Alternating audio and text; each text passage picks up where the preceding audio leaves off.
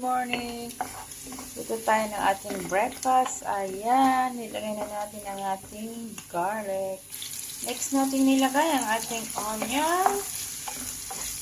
Okay, suti lang natin. Mix lang natin until mag-golden brown. Wait lang natin. Ayan. Next natin nilagay ang tomato. Ayan, palambutin lang natin yan. Oops. This one. Ayan na ang ating tomato. Next natin ilagay ang ating egg.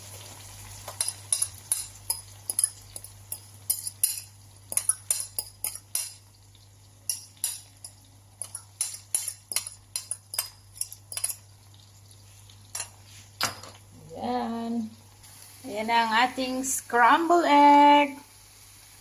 Ready for breakfast. Ayan. Patuyuin lang natin ng konti or pwede na ito. Thank you for watching, everyone. Happy weekend.